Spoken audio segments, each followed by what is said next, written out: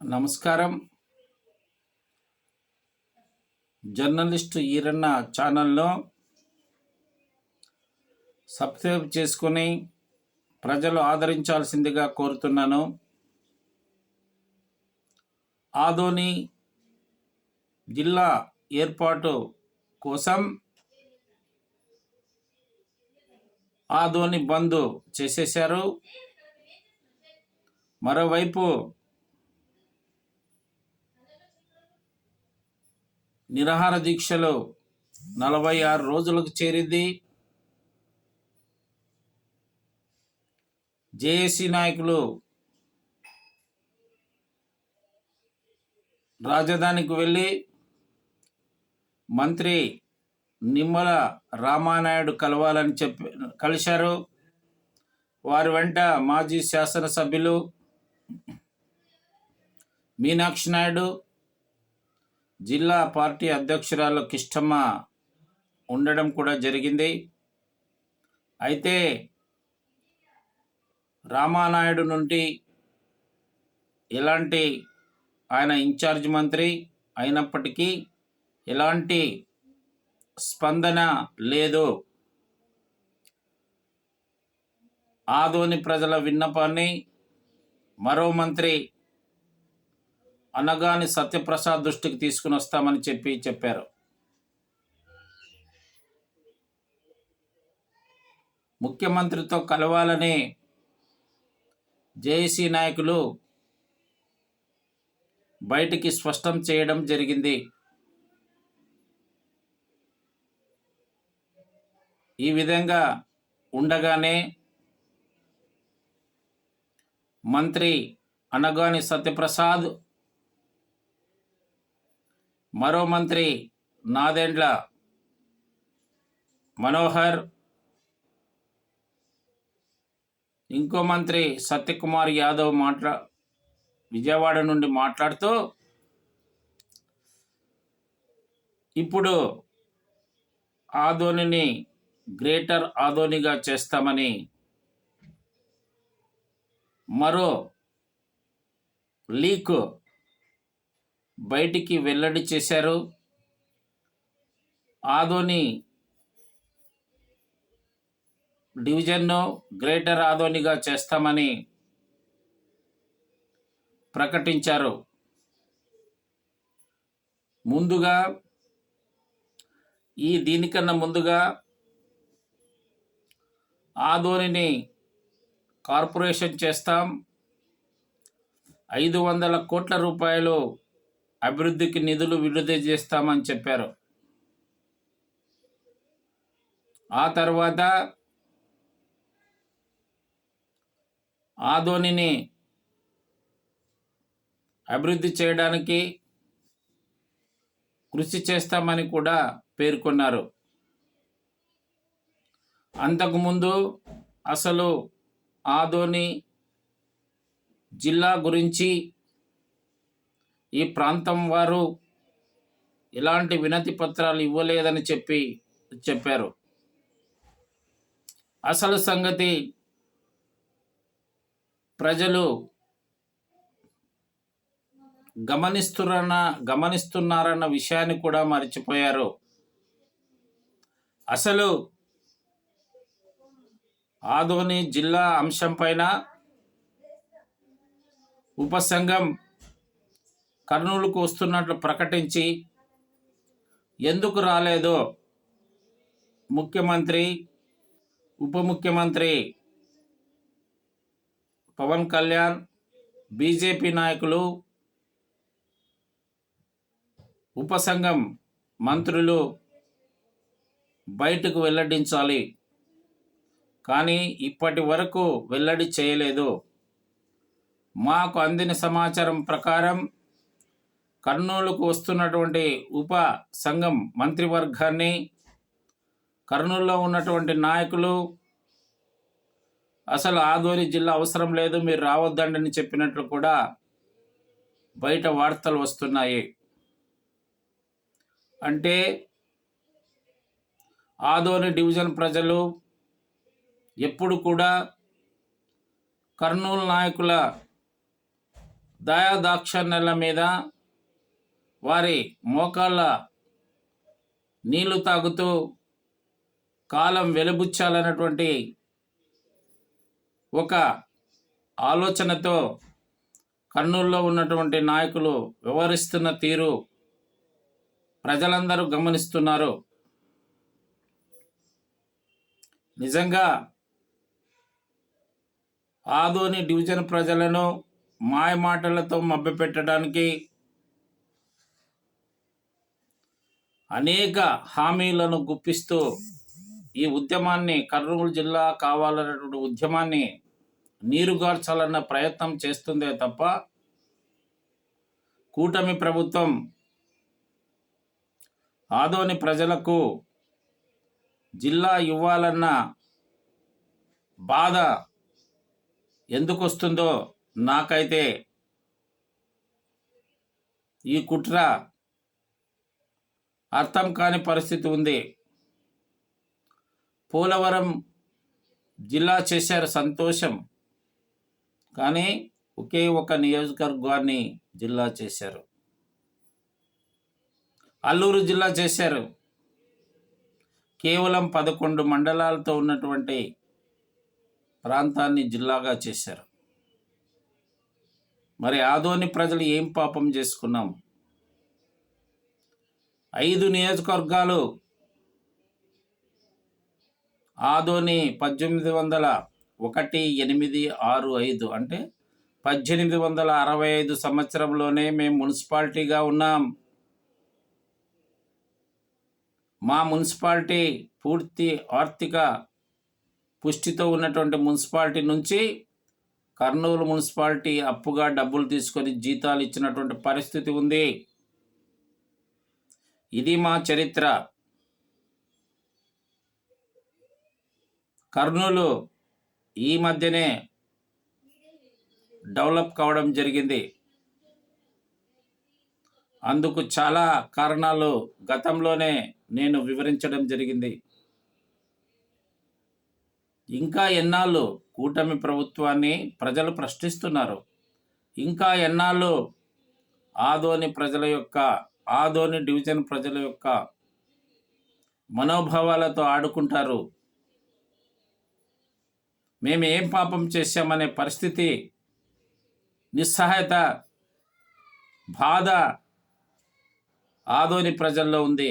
బాబు, చంద్రబాబు నాయుడు గారు, పవన్ కళ్యాణ్ గారు, బీజేపీ నేతలరా, మీకు జిల్లా ఇవ్వడం ఇష్టం లేకపోతే వద్దు బాబు, కర్ణాటకలో కలపండి అని కూడా మొరపెట్టుకుంటున్నారు. ఇంత పెద్ద ఎత్తున ప్రజలు సొంత డబ్బులు వేసుకొని దీక్షలు చేస్తుంటే మా ఎమ్మెల్యే, మా నియోజకవర్గం ఎమ్మెల్యే పార్థసారథి గారు కేవలం యూట్యూబ్లలో దర్శనమిచ్చే పరిస్థితి ఉంది. ఆయన చర్యలను ప్రజలు తీవ్రంగా తప్పుపడుతున్నారు. ముందుగా జేఏసీ నాయకులను పుట్టలో వేసుకోవాలన్న ప్రయత్నం తీవ్రంగా సాగుతుంది. ఒకరోజు వైకాపా నాయకులు దీక్ష చేసి మమ అనిపించారు. బీజేపీ నాయకులు అసలు ఉద్యమం చేయాలన్నటువంటి ఆలోచన ధోరణి కనిపించటం లేదు. ఈ జేఏసీ పేరుతో ఉన్నటువంటి నాయకులను చల్లబరిస్తే ఉద్యమం ఆగదని మాత్రం ప్రజలు పేర్కొంటున్నారు. ప్రజాపాలన చేసే నాయకులు ప్రజల కోరికలను మన్నించాలి. గ్రేటర్ ఆదోని ఇస్తే మాకు పన్నుల భారం హెచ్చవుతుంది. ముందు జిల్లాను చేయండి. జిల్లా చేస్తే ప్రజలకు ఉపాధి అవకాశాలు మెరుగవుతాయన్నటువంటి ఒక సర్వరోగ నివారణగా ఇవాళ ప్రజలందరూ కూడా జిల్లా కావాలని అభిలషిస్తున్నారు.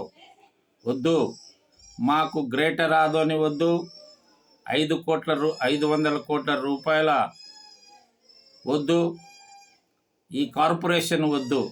ముందు జిల్లా చేసి ఆ తర్వాత మీరు గ్రేటర్ ఆదోని చేస్తారా లేదా కార్పొరేషన్ చేస్తారా అన్నటువంటిది అప్పుడు ప్రజలు నిర్ణయించుకొని మళ్ళా మీ దృష్టికి తెస్తారు, లేదా మీరు ఏదో ఒక రోజున మా కలలు నిజం చేస్తారు.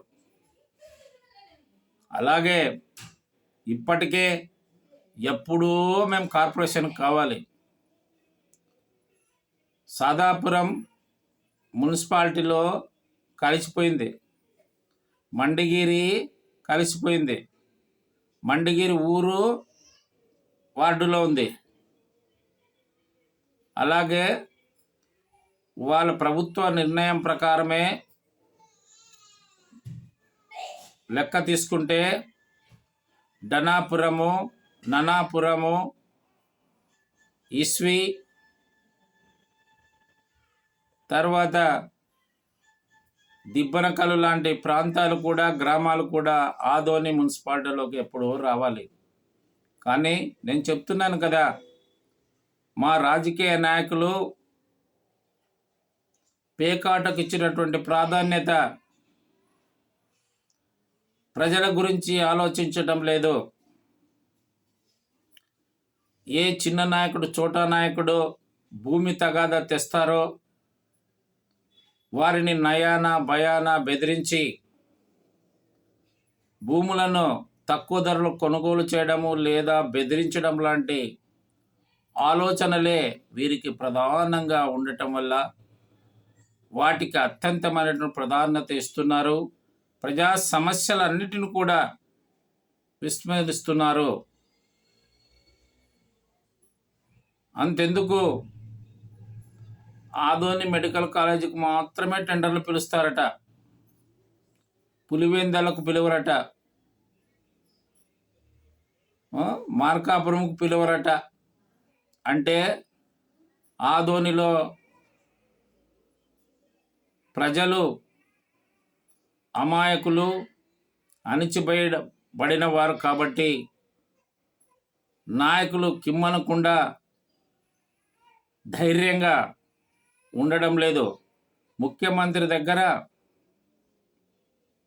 చివరికి మంత్రే రాంప్రసాద్ రెడ్డి కన్నీరు పెట్టుకుని వచ్చే పరిస్థితి ఉందంటే ప్రజాస్వామ్యం ఎవరి చుట్టూ తిరుగుతుందో పాపం పవన్ కళ్యాణ్ గారు వివరించారు.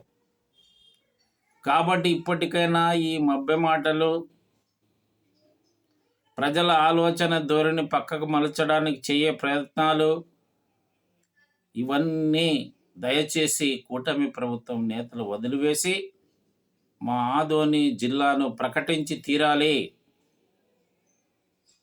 అదే మా నినాదం అని ప్రజలు ఆందోళనకు సిద్ధమయ్యారు కూడా. ఇప్పుడు జేఏసీ నాయకులు ఎక్కడ నాకైతే కనపడడం లేదు, కానీ ఆదోని డివిజన్ మొత్తం బంద్ కూడా జరిగే ప్రయత్నాలు సిద్ధమవుతున్నట్లు కూడా సమాచారం. ఇంకా అప్పటికి కూడా ప్రభుత్వం కుంభకర్ణుని నిద్రలో ఉందంటే రాబోయే శాసనసభ ఎన్నికల్లో 5 నియోజకవర్గాలు తెలుగుదేశం పార్టీ ఫట్టమనటం ఖాయం. కాబట్టి జిల్లా ఇవ్వండి, మేము చేతులు జోడించి అడుగుతున్నామని ప్రజలు ఎంతో ఆశ చూస్తున్నారు.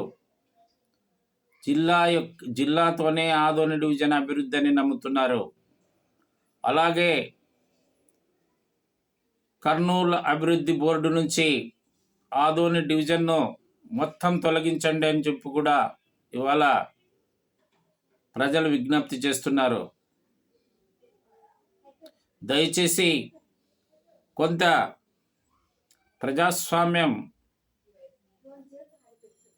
గురించి ఆలోచిస్తున్నటువంటి ఉప ముఖ్యమంత్రి పవన్ కళ్యాణ్ గారు మీరైనా ఒత్తిడి తీసుకురండి.